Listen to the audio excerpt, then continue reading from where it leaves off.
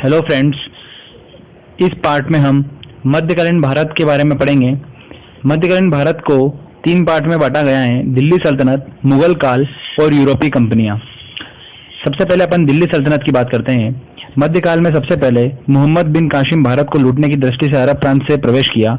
इसके बाद महमूद गजनवी और मोहम्मद गोरी ने भारत को लूटने का प्रयास किया। जब मोहम्मद गोरी ने लगभग उत्तर भारत पर अपना साम्राज्य स्थापित कर लिया, तब इसने यह शासन अपने गुलाम कुतुबुद्दीन ऐबक को सौंप दिया और इसी कुतुबुद्दीन ऐबक ने भारत देश में दिल्ली सल्तनत की स्थापना की थी। याद रखिएगा, कुतुबुद्दीन ऐबक ने भारत देश में दिल्ली सल्तनत की स्थापना की थी। दिल्ली सल्तनत के अंतर्गत 5 राजवंश आते हैं। ठीक है, 5 आते हैं। कौन कौन सी डायनेस्टी आती है? 5। ठीक है, 5 राजवंश आएंगे इसके अंदर। गुलाम वंश आएगा, खिलजी वंश, तुगलक वंश, सैयद वंश और लोधी वंश की बात होगी। ठीक है, गुलाम वंश जो होगा अपन सबसे पहले एक एक करके समझते हैं इन सबको। 5 राजवंश आते हैं: गुलाम वंश, खिलजी वंश, तुगलक वंश, सैयद वंश और लोधी वंश। ठीक है, पहला पार्ट लेते हैं गुलाम वंश। गुलाम वंश, ये गुलाम वंश जो था ये चल रहा था 1206 से लेकर 1290। ठीक है, 1206 से लेकर 1290 तक क्या चला था? गुलाम वंश चला था। इसी गुलाम वंश को इलबरी वंश भी बोलते हैं। इस वंश का संस्थापक कौन था? कुतुबुद्दीन ऐबक था। इसने लाहौर को अपनी राजधानी बनाया था। भारत देश में राजस्व प्रथा को मध्यकाल में इसी ने प्रारंभ किया और दिल्ली की कुतुब मीनार की नींव कुतुबुद्दीन ऐबक ने रखी थी। ध्यान रखिएगा, कुतुबुद्दीन ऐबक ने कुतुब मीनार की नींव रखी थी। इसका निर्माण कार्य इल्तुतमिश ने पूरा करवाया था। नींव किसने रखी थी? कुतुबुद्दीन ऐबक ने रखी थी और इसका निर्माण कार्य पूरा किसने कराया था? इल्तुतमिश ने कराया था। याद रखिएगा, इल्तुतमिश ने दिल्ली सल्तनत गुलाम वंश में, किस पर्टिकुलर सिर्फ गुलाम वंश की बात करते हैं, सबसे ज्यादा टैक्स वसूला था किसने? इल्तुतमिश ने। और इसी इल्तुतमिश ने अपने शासनकाल में तुर्क ए चलगाही और इकता प्रणाली को अपनाया था। ठीक है, और इन दोनों प्रणालियों का विनाश किसने करा था? बलबन ने करा था। बलबन पूरे गुलाम वंश का एक प्रतापी शासक था। इसने कई हिंदुओं को उच्च पदों पर आसीन किया था। पूरे गुलाम वंश की पहली मुस्लिम शासिका कौन थी? रजिया सुल्तान थी। आईएमपी क्वेश्चन है, यहीं से क्वेश्चन बनता है। पूरे गुलाम वंश की पहली मुस्लिम शासिका कौन थी? रजिया सुल्तान थी और इसने अपने शासन काल में केरा प्रणाली को अपनाया था, जिस कारण रजिया सुल्तान का व्यापक पैमाने पर विरोध किया गया था। और इस वंश का अंतिम शासक कौन हुआ था? शंभुद्दीन कैमर्स था। याद रखिएगा, शंभुद्दीन। दूसरे वंश की बात करते हैं, खिलजी वंश की बात करेंगे। 1290 से लेकर 1320 से तक क्या चला था? खिलजी वंश चला था। इस वंश का संस्थापक जलालुद्दीन फिरोज खिलजी था। इसके सेनापति अलाउद्दीन खिलजी ने अपने सुल्तान की हत्या करके खिलजी वंश का अगला शासक बन गया था। अलाउद्दीन खिलजी ने अपने शासनकाल में जमियत खान मस्जिद, सीरी का किला, हजारकंबा महल इत्यादि इमारतों का निर्माण कराया था और इसने भारत देश में गुप्तचर प्रणाली को अपनाया था। बाजार में घूमने वाले गुप्तचरों को बरीद किया जाता था, जबकि सामान्य गुप्तचरों को मुनिहाल कहा जाता था। अलाउद्दीन खिलजी ने अपने शासनकाल में मूल्य नियंत्रण प्रणाली को अपनाया था। याद रखिएगा, मूल्य नियंत्रण प्रणाली को अपनाया था और इसने पूरे दिल्ली सल्तनत में सबसे ज्यादा टैक्स वसूला था। पूरे दिल्ली सल्तनत की बात करते हैं, सबसे ज्यादा टैक्स किसने वसूला था? अलाउद्दीन खिलजी ने वसूला था। याद रखिएगा, इसके सेनापति का नाम क्या था? मलिक काफूर था और अलाउद्दीन खिलजी के बाद मुबारक खिलजी और खुसरो का अंतिम शासक हुए थे। अब बात करते हैं तुगलक वंश की। तुगलक वंश 1320 से लेकर 1414 तक चला था। 1320 से लेकर 1414 तक। इस वंश का संस्थापक गयासुद्दीन तुगलक था। याद रखिए, गयासुद्दीन तुगलक था। गयासुद्दीन तुगलक की मृत्यु कैसे हुई थी? लकड़ी के महल में दबकर हुई थी इसकी मृत्यु। ठीक है, मध्यकालीन में इसने सबसे पहले चांदी के सिक्के चलवाए थे। इसके सेनापति का नाम जूना खां था। याद रखिए, क्या था? जूना खां था और आगे चलकर यही जूना खां मोहम्मद बिन तुगलक के नाम से जाना गया था। मोहम्मद बिन तुगलक के नाम से जाना गया था। मोहम्मद बिन तुगलक के शासनकाल में अफ्रीकी यात्री इब्न बतूता भारत आया था। याद रखिएगा, इब्न बतूता भारत आया था और इसने रहला नाम की पुस्तक लिखी थी। कौन सी पुस्तक? रहला नाम की पुस्तक लिखी थी और इन पुस्तकों में और इस पुस्तक में मोहम्मद बिन तुगलक के शासनकाल का वर्णन किया गया था। इसने अपने शासनकाल में अमीर एक कोही नामक कृषि विभाग की स्थापना की थी। इस विभाग का मुख्य उद्देश्य किसानों के लिए कल्याणकारी योजना बनाना था। इसने अपने शासनकाल में चमड़े के सिक्के चलवाए थे और इतिहास में इसे पागल राजा की उपाधि दी गई थी। ध्यान रखिएगा, मोहम्मद बिन तुगलक के बाद फिरोज तुगलक अगला शासक बना था। फिरोज तुगलक ने अपने शासनकाल में सभी प्रकार के टैक्स को बंद कर दिया था। केवल सिंचाई कर वसूला था, सिंचाई टैक्स वसूला था उसने। ठीक है, और इसने अपने शासनकाल में दीवान ए खेरात, दीवान ए बगदान की स्थापना की थी। फिरोज तुगलक के बाद महमूद शाह तुगलक तुगलक वंश का अगला व अंतिम शासक बना था। ठीक है, अगले वंश की बात करते हैं तो सैयद वंश की बात होती है। इस वंश का संस्थापक खिज्र खां था और अंतिम शासक इसका अलाउद्दीन आलम शाह था। ठीक है, सैयद वंश से इतना याद रखिएगा। बस सैयद वंश का सन जो था वो याद रखिएगा, 1414 से लेकर 1451 तक सैयद वंश चला था और इस संस्थापक का नाम क्या था? खिज्र खां था। बस यही आईएमपी है सैयद वंश में। अब बात करते हैं अपन लोधी वंश की बात करते हैं। 1451 से लेकर 1526 तक चला था लोधी वंश। ठीक है, लोधी वंश के संस्थापक का नाम क्या था? बहलोल लोधी था। ठीक है, और इसने अपने राज्य में चांदी के सिक्के चलवाए थे और इन्हीं सिक्कों को बहलोल सिक्के कहा जाता था। ठीक है, इसके बाद सिकंदर लोधी अगला शासक बना। आगरा शहर की स्थापना सिकंदर लोधी ने की थी 1504 में।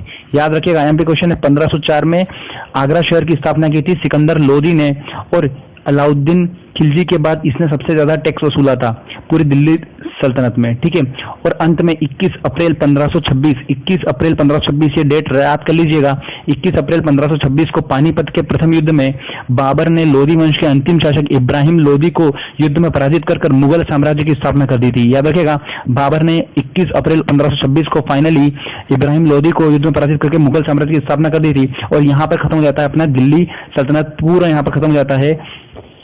अब अपन बात करेंगे यहाँ से मुगल काल की। इतना सा दिल्ली सल्तनत था, इसमें 5 वंश थे, अपन ने 5 वंश को डिस्कस कर लिया है। अब मैं इससे 5 वंश से एक आईएमपी पॉइंट छूट रहा है, बता देता हूँ अमीर खुसरो के बारे में, जो कि जनरली क्वेश्चन पूछा जाता है। तो अमीर खुसरो का मूल नाम क्या था? मोहम्मद हसन था। याद रखिएगा, मोहम्मद हसन था। और जो खुसरो सूफी संत शेख निजामुद्दीन औलिया के शिष्य थे। याद रखिएगा, और वह बलबन से लेकर मोहम्मद तुगलक तक दिल्ली सुल्तानों के दरबार में रहे। इन्हें तूतीय हिंद मतलब भारत का तोता के नाम से भी जाना जाता है। सितार एवं तबले के आविष्कार का श्रेय किसको जाता है? अमीर खुसरो को जाता है। बस अमीर खुसरो के बारे में थोड़ा सा ये पॉइंट याद रखेगा। अब अपन बात करते हैं मुगल काल की बात करेंगे अपन। अब मुगल काल की बात करेंगे। याद रखिए, मुगल काल 1526 से लेकर 1707 तक अपन मुगल काल डिस्कस करेंगे। 1526 से लेकर 1707। याद रखिएगा, 1206 से लेकर 1526 अपन ने पढ़ा दिल्ली सल्तनत। अब 1526 से लेकर 1707 तक अपन पढ़ेंगे मुगल काल। ठीक है, जब लोधी वंश के अंतिम शासक इब्राहिम लोधी ने भारत देश के अंदर उत्पाद मचा दिया था, तब मेवाड़ के शासक राणा सांगा ने अफगानिस्तान के सरदार बाबर को भारत बुलाया था। याद रखिएगा, बाबर को भारत बुलाया था और भारत पहुंचकर बाबर ने मुगल साम्राज्य की स्थापना कर दी थी। बाबर की बात करते हैं इसमें अपन। अब 1526 से लेकर 1530 तक बाबर का राज चला था। भारत आने से पहले बाबर अफगानिस्तान के पख्तूनिया नामक इलाके का सरदार था और उसके पिता का नाम क्या था? उमर शेख मिर्जा था और ये शुद्ध तुर्क थे। भारत आने के बाद बाबर ने लगातार 4 युद्ध लड़े थे। याद रखिएगा, 4 युद्ध बाबर ने लड़े थे भारत आने के बाद, और चारों युद्ध में बाबर ही विजय हुआ था। चारों युद्ध एक एक करके डिस्कस कर रहा हूँ। याद रखिएगा, इनसे 101% मेन बहुत एग्जाम में क्वेश्चन बनते हैं। तो पहला लेते हैं अपन पानीपत का युद्ध लेते हैं। 1526 में बाबर का शासनकाल 1526 लेकर 1530 तक है। तो 1526 से लेकर 1529 तक इसने युद्ध लड़े और फाइनली 1530 में इसकी मृत्यु हो गई थी। तो 1526 में पहला युद्ध लड़ा था, पानीपत का प्रथम युद्ध लड़ा था इसने, और इब्राहिम लोधी का युद्ध लड़ा था और इब्राहिम लोधी को इसने युद्ध में पराजित करके बाबर की विजय हुई थी। ठीक है, उसके बाद इसने 1527 में खानवा का युद्ध लड़ा था। बाबर ने खानवा का युद्ध राणा सांगा के साथ लड़ा था और इसमें बाबर की विजय हुई थी। ठीक है, चंदेरी के युद्ध की बात करते हैं। इसके बाद चंदेरी का युद्ध आता है 1528 में। 1526 पानीपत का युद्ध, 1527 खानवा का युद्ध, 1528 चंदेरी का युद्ध। चंदेरी के युद्ध में बाबर ने मेदिनी राय को हराया था। याद रखिएगा, मेदिनी राय को हराया था और इस प्रकार से बाबर ने लगातार 3 युद्ध जीत लिए थे। इसके बाद अपन बात करेंगे 1529 की। 1529 में घाघरा का युद्ध बाबर ने लड़ा, अफगानों के अगेंस्ट लड़ा था और बाबर यहाँ पर विजय प्राप्त हुआ था। बाबर ने लगातार 1526, 1527, 1528 और 1529 में लगातार 4 युद्ध जीते थे। खानवा के युद्ध में विजय प्राप्त करने के बाद बाबर को गाजी की उपाधि मिली थी और अपनी दानवीरता के कारण बाबर को कलंदर की उपाधि से सम्मानित किया गया था। याद रखिएगा, इसकी आत्मकथा का नाम बाबरनामा था और 1530 ईस्वी में बीमारी के कारण बाबर की मृत्यु आगरा में हो गई थी और बाद में इसे काबुल ले जाकर दफना दिया गया था। और इसके बाद हुमायूं इस अगला शासक बना था मुगल साम्राज्य का। हुमायूं की बात करते हैं। 1530 से लेकर 1556 तक हुमायूं का राज चला था। हुमायूं के शासनकाल में शेरशाह सूरी, शक, अफगानों इत्यादि लोगों ने आक्रमण किया था। इन सभी को युद्ध में पराजित करने के बाद हुमायूं दोबारा शासक बना था। हुमायूं के शासनकाल में शेरशाह सूरी ने जीटी रोड का निर्माण कराया था। बहुत आम पे क्वेश्चन, जीटी रोड का निर्माण शेरशाह सूरी ने जीटी रोड का निर्माण कराया था हुमायूं शासनकाल में। याद रखिएगा, और यह रोड कलकत्ता से पाकिस्तान पेशावर के लिए जाती है। हुमायूं की जीवनी का नाम हुमायूंनामा है और इसकी रचना किसने करी थी? गुलबदन बेगम ने की थी। यहाँ पे ये भी क्वेश्चन है।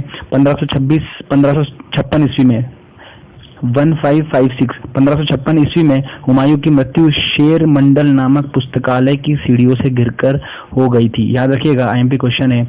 और इसके बाद इसका पुत्र अकबर मुगल काल का अगला बादशाह बना। मुगल काल का अगला शासक अकबर बना। अकबर 1556 से लेकर 1605 तक अकबर का शासनकाल चला। जलालुद्दीन मोहम्मद अकबर का जन्म 1542 ईस्वी में अमरकोट पाकिस्तान में हुआ था। प्रारंभ में बैरम खां इसका मुख्य संरक्षक था। अकबर का शासनकाल हिंदी साहित्य का स्वर्णकाल कहा जाता है क्योंकि इसके शासनकाल में कई हिंदी ग्रंथों का अनुवाद फारसी भाषा में किया गया था। अकबर ने अपने शासनकाल में सभी प्रकार के टैक्सों को वसूलना बंद कर दिया था और इसने दिन ए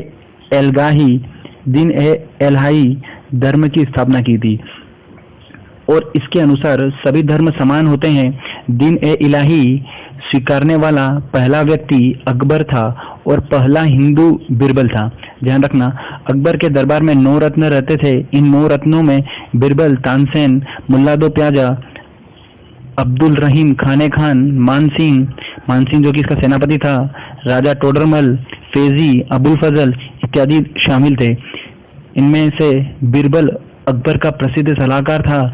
इसके बचपन का नाम महेश दास था। और तानसेन एक प्रसिद्ध संगीतज्ञ था और इसने मियाँ का मल्हार, मियाँ की टोडी, कंठाभरण, वाणी विलास की रचना की थी। तानसेन के बचपन का नाम रामतनु पांडे था। रामतनु पांडे था।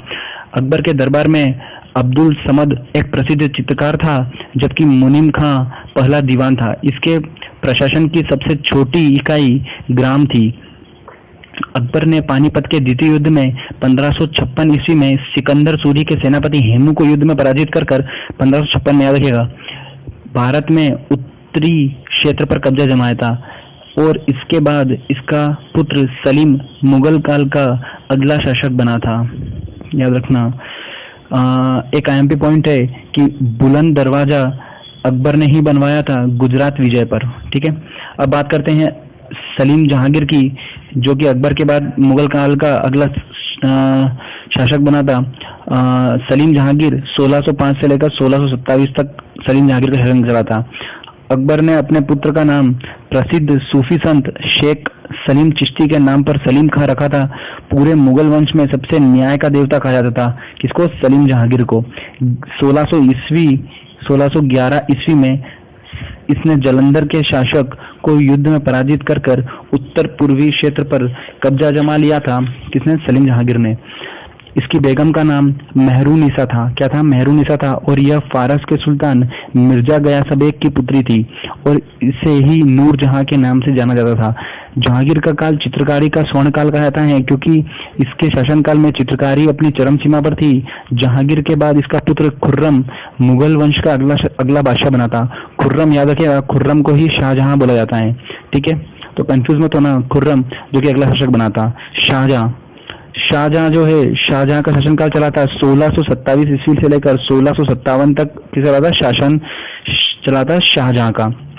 शाहजहां का वास्तविक नाम खुर्रम था और इसका शासनकाल स्थापत्य कला का स्वर्णकाल कहा जाता है क्योंकि इसके शासनकाल में दिल्ली का लाल किला, दिल्ली की जामा मस्जिद, मयूर सिंहासन, आगरा का ताजमहल इत्यादि निर्माण कराया गया था। ताजमहल बनाने वाला मुख्य कलाकार उस्ताद अहमद लाहौरी था और मयूर सिंहासन बनाने वाला मुख्य कलाकार बादल खां था। इस मयूर सिंहासन पर सबसे पहली बार शाहजहां और अंतिम बार मोहम्मद शाह रंगीला बैठा था क्योंकि इसके शासनकाल में फारस का लुटेरा नादिर शाह ने मयूर सिंहासन को लूटकर ईरान फारस ले गया था। शाहजहां की बेगम का नाम अर्जुमन बानो बेगम था, याद रखिएगा, और मुमताज के नाम से इसी को जाना जाता है। शाहजहां के 7 संतानें थी और इन 7 संतानों में सबसे प्रिय संतान दारा शिकोह और औरंगजेब थे। उत्तराधिकारी के युद्ध में औरंगजेब ने अपने सगे भाई दारा शिकोह को युद्ध में पराजित करके मुगल वंश का अग्रिम शासक बन गया था। औरंगजेब की बात करेंगे 1657 से लेकर 1707 औरंगजेब का शासनकाल माना जाता है। औरंगजेब भारत देश को मुस्लिमों का देश बनना चाहता था। इसने कई हिंदू मंदिरों को तोड़वाया था। इसके द्वारा तोड़े गए मंदिरों में गुजरात का सोमनाथ मंदिर, काशी का विश्वनाथ मंदिर और मथुरा का केशव राम मंदिर प्रमुख रूप से शामिल थे। पूरे मुगल वंश में औरंगजेब ने सबसे ज्यादा टैक्स वसूला था। औरंगजेब के बाद बहादुर शाह, जहादर शाह, फर्रुख शियर, मोहम्मद शाह रंगीला, आलमगिरी, अकबर द्वितीय, शाह आलम, बहादुर शाह द्वितीय अगले मुगल काल के शासक हुए थे। मुगल वंश का अंतिम बादशाह बहादुर शाह जफर बहादुर शाह द्वितीय था, याद रखिएगा। औरंगजेब के गुरु का नाम मोहम्मद हकीम था, मोहम्मद हकीम। औरंगजेब को लोग जिंदा पीर कहकर बुलाते थे। मुगल सेना में सबसे ज्यादा हिंदू जो थे वो मतलब औरंगजेब के शासनकाल में ही थे। तो यहाँ पर मुगल काल पूरा खत्म होता है। अब अपन बात करेंगे यूरोपीय कंपनियों की। यूरोपीय कंपनियां की बात करेंगे। यूरोपीय कंपनी की बात करते हैं। जहांगीर के शासनकाल में 3 यूरोपीय यात्री William Hawkins, William Finch, sir Thomas Roe ने व्यापार करने की दृष्टि से भारत में प्रवेश किया था और व्यापार की अनुमति मिलने के बाद इन अंग्रेजों ने भारत में अपना व्यापार स्थापित किया। इसके बाद इन्होंने सबसे पहले बंगाल को जीतने का प्रयास किया। यहाँ पर 23 जून 1757 को अंग्रेज सेनापति रॉबर्ट क्लाइव के नेतृत्व में प्लासी का युद्ध, याद रखिएगा प्लासी का युद्ध कब लड़ा था? 23 जून 1757 को रॉबर्ट क्लाइव के नेतृत्व में लड़ा गया था और इस युद्ध में अंग्रेजों ने बंगाल के नवाब सिराजुद्दौला को पराजित करके लगभग बंगाल पर कब्जा कर लिया था। याद रखिएगा, आईएमपी पॉइंट है। प्लासी का युद्ध कब हुआ था? 1757 को हुआ था। रॉबर्ट क्लाइव और सिराजुद्दौला के बीच में अंग्रेजों ने विजय प्राप्त करी थी। इसके बाद 23 अक्टूबर 1764 ईस्वी में अंग्रेजों ने अपने सेनापति हेक्टर मुनरो के नेतृत्व में बक्सर का युद्ध लड़ा था और इस युद्ध में अंग्रेजों ने यहाँ के नवाब मीर कासिम को पराजित करके पूरे बंगाल राज्य पर कब्जा जमा लिया था। बंगाल जीतने के बाद अंग्रेजों ने मैसूर के सुल्तान हैदर अली और उसके पुत्र टीपू सुल्तान को युद्ध में पराजित कर पूरे मैसूर राज्य में कब्जा जमा लिया था और इसके बाद 1797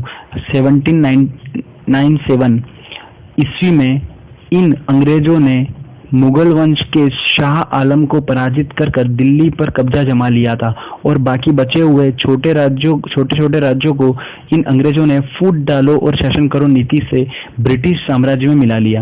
भारत पहुंचने वाला पहला अंग्रेज विलियम हॉकिंस था। कौन था? William Hawkins. पहला पुर्तगाली कौन था? Vasco da Gama. पहला फ्रांसीसी कौन था? Governor Dupleix. और पहला डच नागरिक कौन था? कार्नेलिस हडस्तमान। याद रखिए, कार्नेलिस हडस्तमान। अंग्रेजों ने पूर्वी तट पर प्रथम व्यापारिक कोठी कहाँ लगाई थी? मसूलीपट्टनम में लगाई थी 1611 में। पूर्वी तट की बात करें तो अगर पश्चिमी तट की बात करें तो सबसे पहले सूरत में लगाई थी 1613 ईस्वी में। याद रखना, भारत में फ्रांसीसियों की प्रथम कोठी मतलब व्यापार की कोठी कहाँ पे लगाई थी?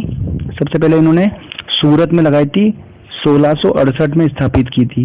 ठीक है, किसने करी थी? तो फेंको केरो ने करी थी।